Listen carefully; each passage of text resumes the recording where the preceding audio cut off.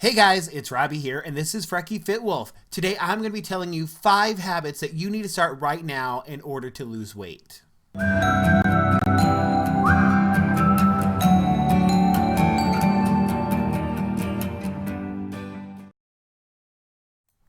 Alright, so these are habits that I've learned from the first time that I lost that 140 pounds, that I relearned this time as I'm losing more weight. And unfortunately, there are things that I did not continue to do in between those two. So these are habits that I've reformed, and they are across the board. It does not have to be Weight Watchers. It can be whatever you're doing, whether you're tracking calories or tracking macros or tracking, the Simply Filling technique, whatever method you're using, these are applicable.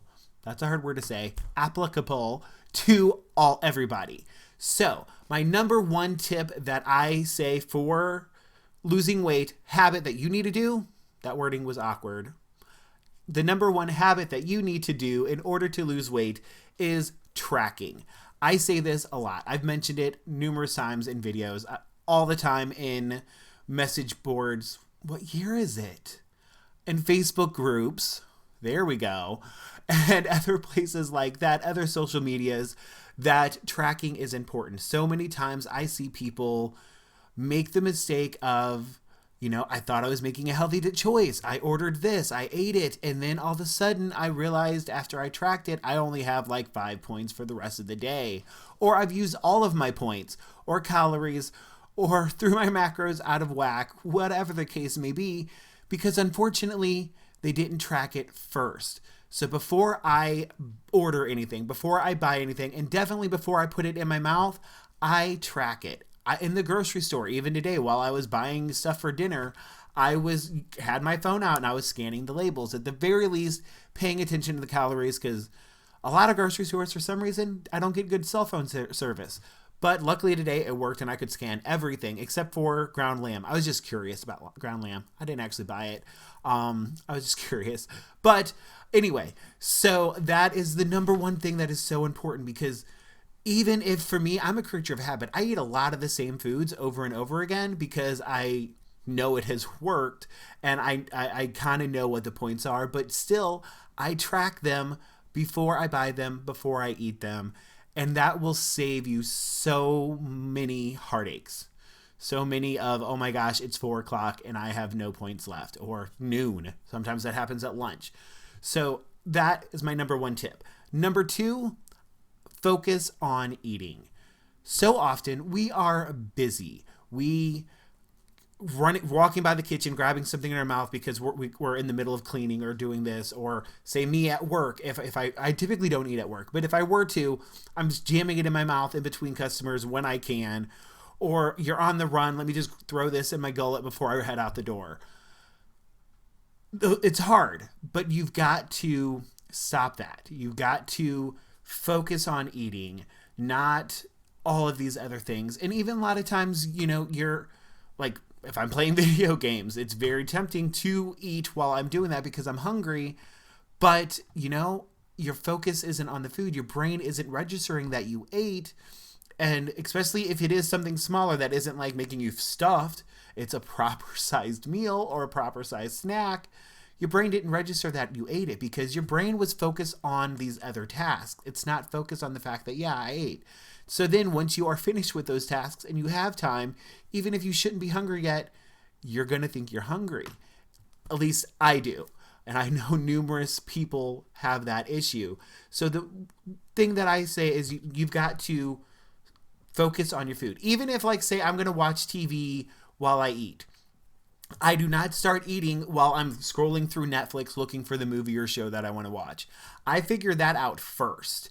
And then I'm eating. And then that way I'm focusing on this. Even though I am watching the television show, I am also focused on what I am eating. And it's not taking all of my attention away. Because a lot of times, try it out sometime. If you are doing that, eating some while you are looking for a show, and then you don't try it out, actually.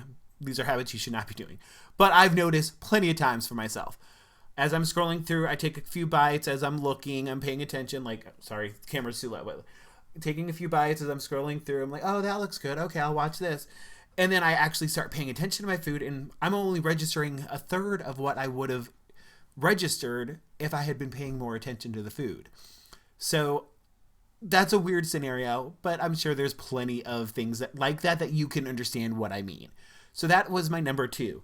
Number 3 is smaller bowls and plates.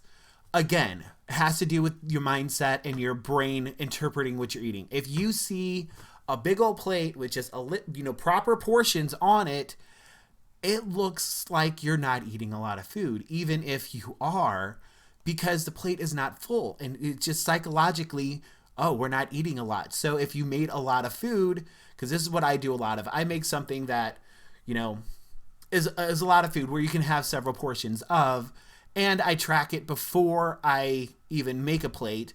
But, if I have a big plate and I put it on there, I'm going to go back quicker for more. But also, if I have a smaller bowl, then it looks more filling. It looks more satisfying. It looks like, okay, I'm eating a lot. I have a bowl, just because it's sitting here, that's this size. That's pretty darn big. If I fill this sucker up, that's a lot of food. And if I just put in a proper portion, it's going to look like that bowl's empty. But then I have a bowl that is half that size, and it's cute. It has a little handle on it. I think it's for French onion soup, but I use that because that typically can hold like a 1 cup serving, and it looks like so much more than what it would be in a different size bowl. Psychological, but it helps so much. And what number am I on, guys? I'm on number 4. Okay. With that, slow down your eating.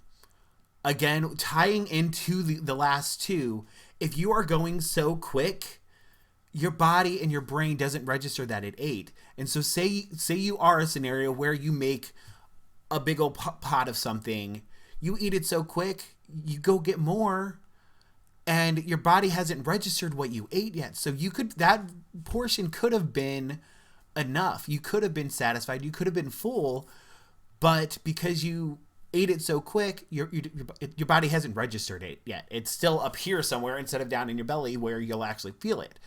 So if you slow down and, chew your bites, do the old school, 32 bites or chews per mouthful, or is it 23? Pick a number. It doesn't really matter. But slowing down and taking your time, 1, you're going to enjoy the food so much more because you're not just swallowing it real quick. And 2, by the time you're done, your body has registered that you ate something, and maybe you don't want to go back and get seconds. Again, I always track first, but I usually make like what I'm making tonight. I can have it, the rest of the night, and all of it will be enough points for me. But that doesn't mean I have to eat it all right now, right when it's done cooking. It doesn't have to be that way. So that is another tip. Slowing down seriously helps so much. And number 5, the last tip that I'm going to say is portion control. Weigh and measure everything. It is amazing how much of a difference it can make when you do weigh everything. Especially say, avocados. Like, I'm going to steal this from Lisa over from Dumpy to Diva. I'll link her below. But say an avocado. You put that in your tracker and how many points it costs.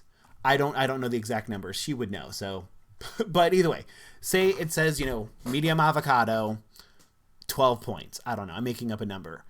But that medium avocado for that amount of points is for X amount of ounces. But if you actually weigh it, more often than not, I have seen that if you actually weigh it, you can have, half of it for way less points because it doesn't weigh as much as the average medium avocado.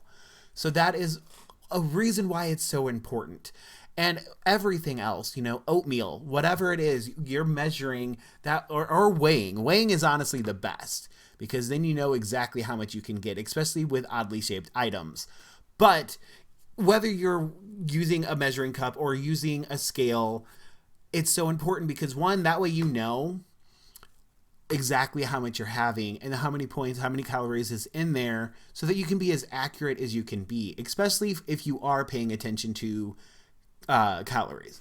Me, I'm doing the green plan. You all know that. But also, I pay attention to calories just to see where they are, because when you are paying attention to points, and there are so many 0-calorie or 0-point foods, you can very easily go higher up in the calories than you meant to. And so I keep an eye on those. And so it can make a huge difference if something is, 20 calories or 40 calories, or, 50 calories or 100 calories. It can make a big difference. And as far as points go, that extra, 50 calories could throw it up a point that you didn't really realize. And especially if you're trying to get as close to your point goal as you can, that can make a big difference if something was 6 points instead of 5. So paying attention to that is so, so important. I know so many people that, say they can eyeball it, and you might be able to. Like, you do get in the habit, especially if you do cook a lot, of being able to eyeball it. But those little bit of differences really add up. If this is about half a cup, and say you're doing that throughout the day, and it turns out each one was actually a little bit more than half a cup, that can add up to an extra cup of something, or an extra half a cup of something. So it's very, very important, even if it takes a little bit more time, to do that. It's so important. And yeah, so those are 5 habits that if you start right now, it will make your weight loss journey so much quicker, so much easier. Let's not say quicker, but let's say easier, because I know all of them help me so much. So hopefully it will help you as well. All right, so that's today's video. Hopefully you guys enjoyed it. Hopefully you liked it. Leave a comment down below. Let me know what you think. I have plenty more tips like that I plan on giving, but if you have some, leave them in the comments. Let me know, because it could be something that I don't know that could make my life a whole lot easier. And if you haven't yet, please hit the like, hit the subscribe button with the little bell down there. Hit that, guys, so you know when I post videos. And that's all I've got for today. So until next time, I'll talk to you guys later.